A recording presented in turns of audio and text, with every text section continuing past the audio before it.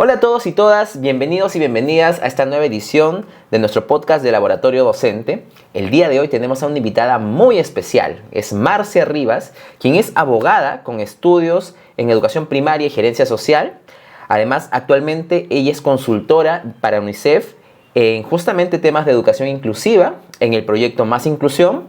Ha sido directora de Educación Básica Especial en el Ministerio de Educación y también es representante del Perú en la Red Iberoamericana de Necesidades Educativas Especiales. Marcia Rivas, nuestra invitada de lujo el día de hoy para hablar sobre este tema tan importante que es la educación inclusiva en nuestra región, en Latinoamérica. Pero antes de iniciar con la entrevista, te invito a que te suscribas en nuestro canal, que nos dejes un like y que compartas este video con todas las personas que conozcas. Ahora sí, empecemos.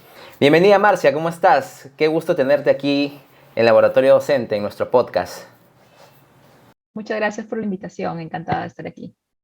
Genial, Marcia. Entonces, como comentaba en la presentación, el tema que nos convoca y que nos ha hecho convocarte aquí, debido también a tu experiencia, a tu expertise, es educación inclusiva. Un tema complejo que en los últimos años se ha puesto sobre la mesa y está en realidad en bastante también discusión, incluso en el ámbito educativo, social, y también con el paso de los años ha ido ganando muchísimas más personas que apuestan por la educación inclusiva, que la ven como una oportunidad. Sin embargo, no es un secreto de que hoy todavía es un reto. Y me gustaría, como primera pregunta, que nos cuentes para ti, desde la experiencia que tienes, ¿cuál es ese reto de la educación inclusiva a nivel de Latinoamérica? Sé que es muy complejo, quizás no es tan sencillo caracterizarlo y reducirlo, pero quizás los aspectos más importantes que ves en este gran desafío de implementar una educación inclusiva en Latinoamérica. Sí, claro. De hecho, es un tema complejo y bueno, creo que algo fundamental es tener en cuenta que el tema del desafío de la educación inclusiva es un desafío que se ubica dentro del desafío en general de los sistemas educativos, ¿no? Realmente los sistemas educativos están luchando mucho por ser espacios más inclusivos que realmente tengan logros de aprendizaje relevantes para los estudiantes. Y eso tiene que ver con la educación inclusiva, ¿no? Una primera característica de los sistemas educativos aquí en Latinoamérica es que tienden mucho a la segregación, ¿no? Y son sistemas que se han basado a su amplitud o el desarrollo tenido en cuanto a la mejor cobertura, se ha basado en modelos que han estandarizado de alguna manera todos los procesos pedagógicos y los procesos organizativos dentro de la escuela. Y esta estandarización es la que se convierte a la larga en una barrera muy grande y muy institucionalizada en la escuela que hoy conocemos, ¿no? Y creo que otro punto importante cuando hablamos de los desafíos de tener una educación inclusiva tiene que ver con los bajos logros, ¿no? Los estudiantes actualmente en la escuela no están aprendiendo lo que deberían aprender. Ahora la pandemia ha agudizado muchísimo más esta necesidad de que las escuelas tengan un esfuerzo doble por tener logros de aprendizaje. Pero algo clave es que cuando hablamos de estos logros de aprendizaje, todavía nos estamos refiriendo a matemática y comunicación. Nos estamos refiriendo a lectura y escritura, a habilidades matemáticas básicas. Y en realidad, cuando hablamos de educación inclusiva, estamos hablando de una educación que permita que todos desarrollen su potencial y que puedan ser, que los estudiantes se conviertan en ciudadanos que aporten a la sociedad. Y eso no solo se hace desde la matemática y la comunicación, se hace desde otros logros que incorporan otras dimensiones del saber y del conocimiento y del ser, que no necesariamente se están midiendo o no se están viendo si se están logrando de manera adecuada. Entonces, creo que recapitulando, por un lado el tema del sistema educativo tan segregado, estandarizado en sus formas, en su organización, y por otro lado los bajos logros de aprendizaje medidos y evaluados desde una mirada también bastante reducida de lo que significa aprender. Uh-huh. Entonces podríamos decir que, o sea, la educación inclusiva justamente lo que busca es cambiar ese paradigma, ¿no? de la educación, hacerlo, no dejar la rigurosidad, pero sí quizás la rigidez, ¿no? Es lo que entiendo, ¿no? Que sea flexible, que entienda que hay esas características diferenciales y en realidad que finalmente está mirando los derechos de los niños, niñas, adolescentes, ¿no? Que todo niño o niña tiene tiene el derecho de educarse, ¿no? Independientemente de sus características diferenciales. Ahora, Así es. ¿cómo lo aterrizamos en la escuela? Ese es porque creo que también ya ahora último, incluso los espacios formativos de maestros, maestras en Perú, en Latinoamérica, ya se habla un poco más de educación inclusiva. Se está un poco haciendo este deslinde entre el modelo remedial, ¿no? Y el modelo social, esto de que evitar el tema, o incluso lo que hablabas de la segregación, ¿no? Obviamente no debemos segregar a los niños y niñas que tengan características o condiciones diferenciales, y más bien hablar de inclusión. ¿Cómo se ve eso en una escuela? ¿Cómo visualizas tú una escuela en su día a día bajo un enfoque de educación inclusiva? Sí, tú has mencionado un tema importante, ¿no? Que es que cada vez se habla más de este tema en la formación de los docentes también.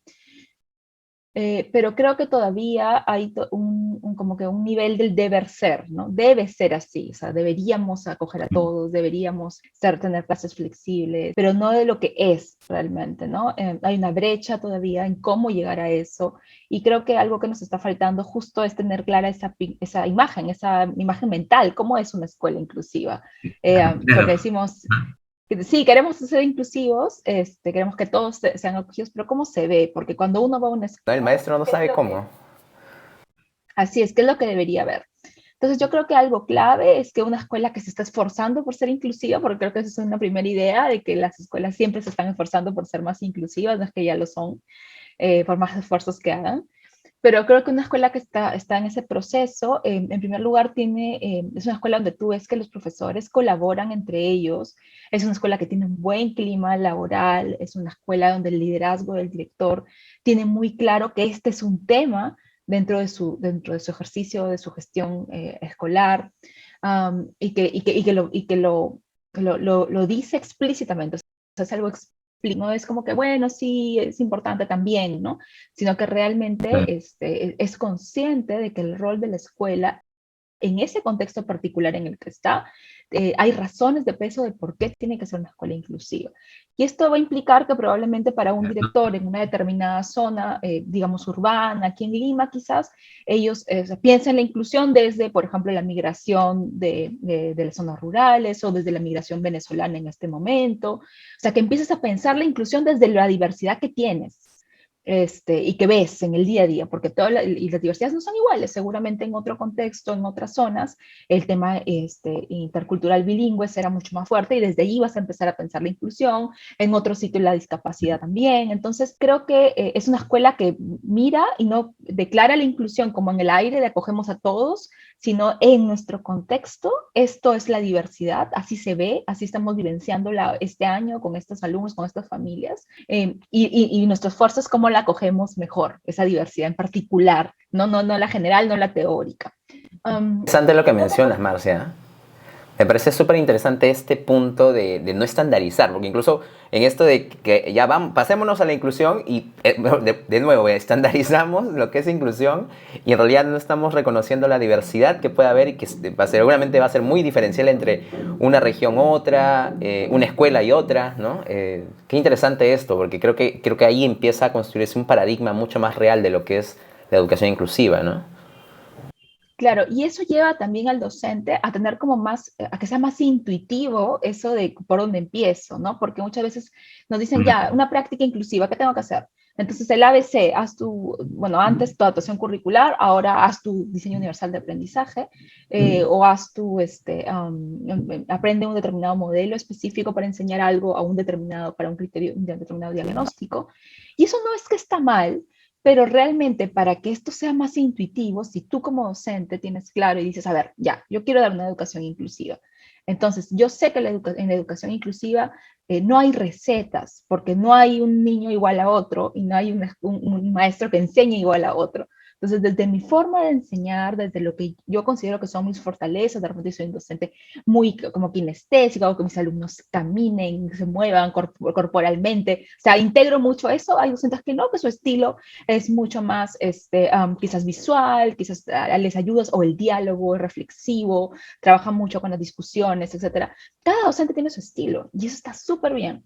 Y el docente desde ese estilo tiene que reconocer y decir, ok, ¿qué barreras, esta forma en que yo enseño, que es mi forma de enseñar, está generando para algunos estudiantes que quizás están teniendo mayores dificultades en clase. Entonces, esa pregunta, y eso es una pregunta clave de cómo se ve una escuela, una aula inclusiva, que es no me pregunto cuáles son los estudiantes que les está yendo mal, sino me pregunto, estos estudiantes que les puede estar yendo mal en este momento, ¿qué barreras están encontrando en la forma en cómo yo enseño? O sea, esa mirada primero sobre ti, sobre tu práctica de enseñanza, es la que te ayuda a generarte nuevas ideas. O sea, de verdad, con esa sola pregunta puede ser mucho más potente que todo un curso, un diplomado, una maestría en atención a la diversidad, que es solamente teórica y que finalmente tú luego llegas atrás, vuelves con tu planificación y dices, ¿y cómo meto todo eso aquí? Y se convierte en un desafío de adaptación, ¿verdad? Porque me parece también sumamente importante lo que acabas de mencionar, porque, claro, sí hay un componente técnico en el cambio hacia la educación inclusiva, entender todas las pautas metodológicas, pedagógicas, todo lo que sustenta el tema de cómo trabajar la inclusión, pero hay ese componente de la mentalidad, ¿no? Y la cultura que hay que cambiarla para poder ponerlo sobre la mesa, ya no solamente porque me lo dice el ministerio, sino porque realmente yo estoy dándole valor a la diversidad. Y eso es importante. Y ahí cae el maestro, ¿no? El maestro, la maestra, como pieza fundamental. Creo que en cuanto al cambio de la escuela, como lo has dicho, la gestión educativa, la gestión del director o directora de la escuela va a ser fundamental para ponerlo sobre la mesa, no como último punto en la fila, sino como algo prioritario.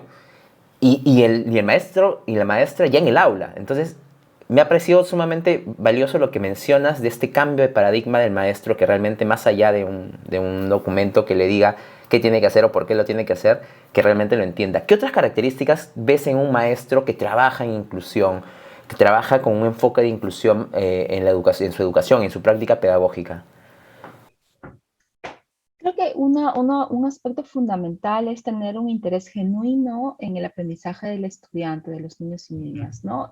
Muchas veces nuestra mirada, digamos, es muy superficial, ¿no? Sobre lo que hace, sobre lo que se ve, y las evidencias también a veces son muy superficiales sobre el proceso de aprendizaje real que está siguiendo el estudiante. Entonces creo que hay que tener un interés y una mirada muy fina sobre qué es lo que el niño o niña está aprendiendo en un determinado momento y esto implica una mirada muy personalizada también, ¿no? A los docentes le tienen mucho miedo a esta palabra de la educación personalizada porque dicen, ok, ahora tengo que hacer un plan para cada uno y yo tengo 35 alumnos y cómo voy a hacer 35 planes.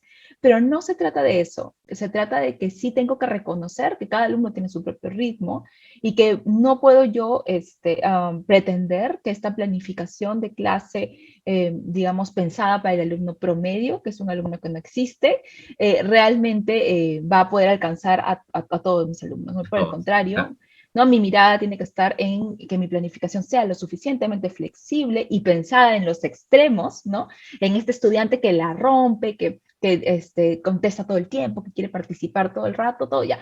Mi planificación responde a ese estudiante, pero también responde a este otro estudiante que yo sé que tiene mayores dificultades, que tiene brecha curricular, que quizás estuvo el año pasado llevando cursos, etcétera. Entonces, yo planifiqué una misma sesión para estos dos extremos. Por lo tanto, estoy cubriendo lo que está en medio. Y eso es clave. Entonces, creo que un docente inclusivo es un docente que maneja didácticamente, pedagógicamente, la planificación curricular desde una mirada duda en la que es capaz de atender a los dos extremos y no al estándar del estudiante promedio que no existe. Por otro lado, es un docente, como tú lo has dicho, dispuesto a cambiar sus paradigmas, es un docente abierto a aprender nuevas cosas, abierto a ser enseñado por sus estudiantes, porque a veces son ellos los que nos dicen cómo es que quieren aprender, que les va mejor una actividad, una tarea. Quizás a veces no nos lo dicen de manera tan expresa, pero en la forma, a veces algunos hasta conductas disruptivas, en el fondo son llamados de auxilio de, oye, así yo hago las cosas y me funcionan. Hay que estar observando mucho, ¿no? Sí. Hay que estar muy observando y no con la mirada juiciosa, ¿no? Sino con la mirada de aprendizaje, de, oye, a ver, ¿qué puedo aprender de esto que está haciendo el niño tan recurrentemente en mi clase? Algo me está diciendo, ¿no? Y creo que por último, diría que también es un docente que está muy dispuesto a desaprender, ¿no? Creo que está muy vinculado a lo que he dicho, pero creo que es básico que el docente quiera desaprender, no porque lo que él sabe está mal, muy por el contrario, sino porque siempre es consciente de que cada año, y creo que eso tiene que ver mucho con la motivación docente también, de que cada año, cada grupo, incluso el mismo grupo porque crecen, entonces van cambiando, es un reto nuevo. Entonces, por lo tanto, ¿qué tendré que aprender este año? O sea, que tengas esta cosita, ¿no? De iniciar el año de qué me irán a enseñar estos chicos este año, ¿no? Y que tengas esta actitud de querer desaprender y que sepas que es un año que van a venir retos y vas a haber momentos en que van a tener chicos en los que no sabes, nada funciona, pero es que así es, o sea, que no digas, nada funciona, ok, etiqueta, llamo a los papás, este niño no funciona y todo lo demás es maravilloso. Si no, oye, qué bacán, algo no está funcionando, ¿qué podemos aprender de aquí? Esto me va a invitar a aprender algo nuevo en general para mi práctica pedagógica y a ver, ¿qué hacemos? ¿No? ¿Cómo respondemos? Y sentirse cómodo, cómoda con ese, ¿no? Desterrar ciertos paradigmas, ciertas cosas que yo creía o pensaba o con lo que trabajé años para abrirnos hacia nuevas formas que realmente cumplan ese propósito, ¿no? Qué interesante esto Marcia. Por último, para poder cerrar, porque aquí en el podcast siempre el tiempo es un poco tirano, no podemos, creo que nos podríamos pasar horas hablando sobre este tema y da para más incluso. Pero me gustaría que cerremos con, o sea, la ruta, el camino hacia la educación inclusiva, creo que es largo todavía, es complejo.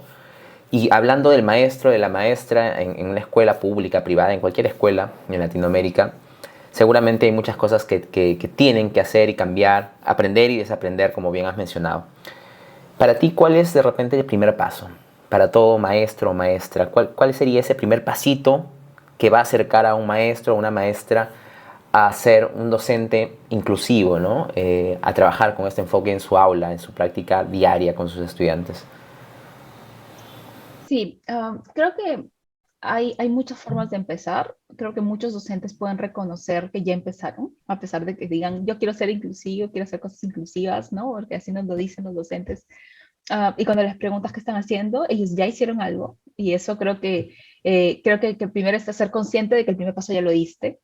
Entonces, como ya lo diste, construye sobre ese primer paso. Entonces, algunos dicen, sí, yo intenté, le di en el recreo, le daba como que algo extra a esta alumna porque estaba más atrasada y ya, ok, ya hiciste algo. O sea, tú ya tienes la mentalidad de que en ese caso en particular, tú eres capaz de dar apoyo extra a quien lo necesita. Entonces, ¿cómo organizas mejor ese apoyo para que ese apoyo pueda responder mejor? De repente tu diagnóstico no fue tan bueno, ¿no? Tu diagnóstico educativo en realidad de tu estudiante, de repente para que no sea solo tú el apoyo, ¿cómo multiplicas ese apoyo? Y es un apoyo colaborativo, entonces pones a otro estudiante también allí en esa interacción y fomentas de que los estudiantes se respondan unos a otros sus dudas o se resuelvan sus problemas juntos para que no seas tú el único. Entonces, partir de lo que ya has hecho. Todos los maestros han tenido una experiencia con diversidad, algunas les salió bien, otros hemos tenido docentes que nos dicen, yo me sentí muy frustrado porque tuve un niño y siento que no pude hacer todo lo que yo debía haber hecho con este niño que tenía problemas de aprendizaje. Entonces, ok, vuelvan a esa experiencia, vuelvan a esa primera experiencia, vean qué es lo que hicieron, qué es lo que podrían hacer mejor, ¿no? Y busquen a partir de ese caso, de esa realidad, de lo que sintieron, porque creo que no solo es un tema cognitivo, hay que sentir, emocionarse y sentir todo lo que ese reto nos generó. Aproxímense a ese problema incorporando nuevas cosas, ¿no?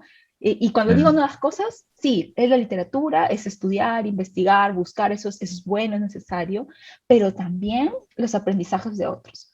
Hay muchos maestros que ahora están intentando hacer cosas para la inclusión, aún en este contexto de pandemia. Hay directores que están haciendo cosas increíbles, hay experiencias de redes inclusivas en Facebook, en Instagram, hay gente que está haciendo cosas, entonces búsquenlos, léanlos e inspírense y sobre eso vuelvan a la reflexión, ¿no? No están solos porque... Unirse al movimiento, ¿no?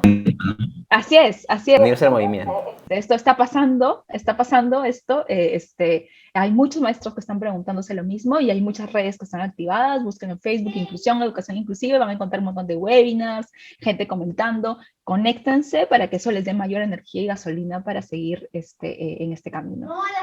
Genial, genial. Sí, esto de unirse al movimiento creo que me parece súper potente, lo último que está mencionando y nada, esto creo que es crucial, fundamental, saber que ya estamos haciendo algo, maestros, maestras, y comenzar por ahí, ¿no? Comenzar por ahí. Genial. Marcia, muchísimas gracias por tu tiempo, gracias por todo la información tan valiosa que nos has compartido en estos minutos. Estoy segurísimo de que va a ser sumamente útil para maestros, maestras y en general para cualquier persona que esté trabajando en educación y que esté pensando en trabajar la inclusión en sus aulas, en sus espacios de trabajo. Creo que va a ser muy, muy útil. Así que de verdad te agradezco muchísimo. Y aprovecho también para poder comentar a todo nuestro público, a todas las personas que nos siguen, que justamente Marcia va a lanzar pronto, vamos a lanzar un curso sobre educación inclusiva en laboratorio docente. Así que no se lo pierdan y no sé, sobre eso Marcia, de repente un mensajito chiquitito sobre lo que se viene en ese curso para que ya todos nuestros seguidores estén súper atentos y sepan qué nos vas a compartir.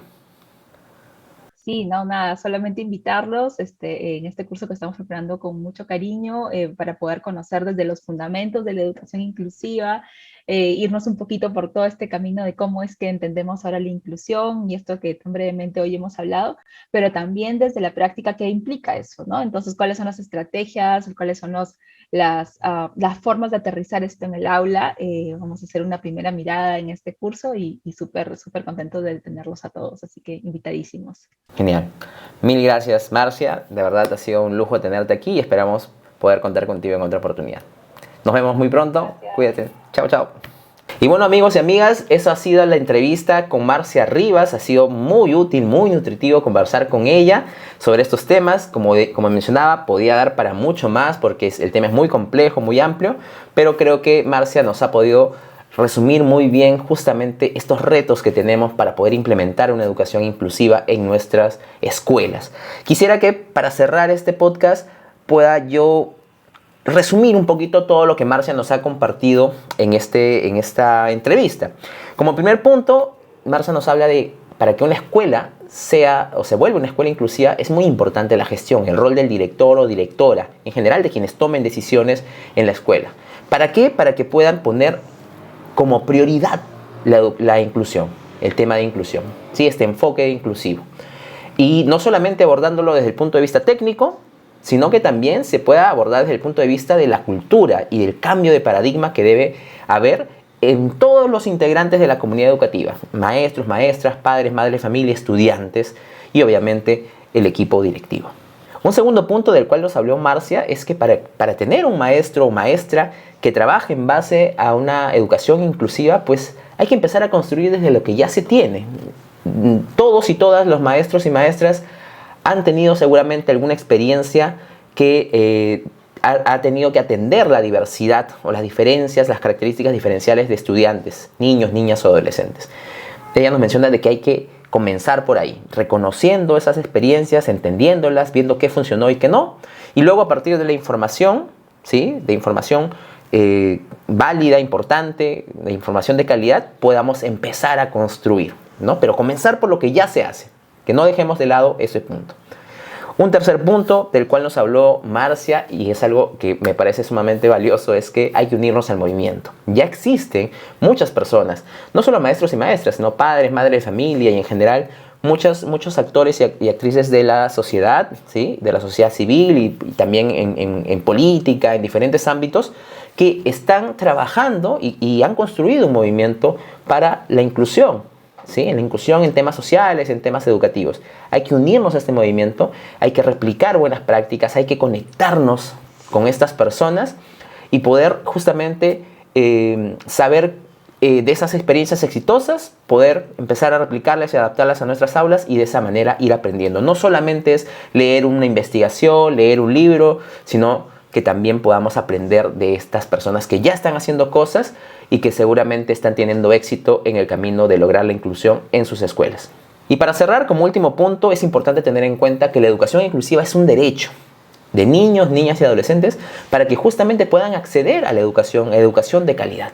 Eso es algo sumamente crítico, sumamente clave, entenderlo como derecho, tanto para niños que tengan características diferenciales como aquellos que no las tienen.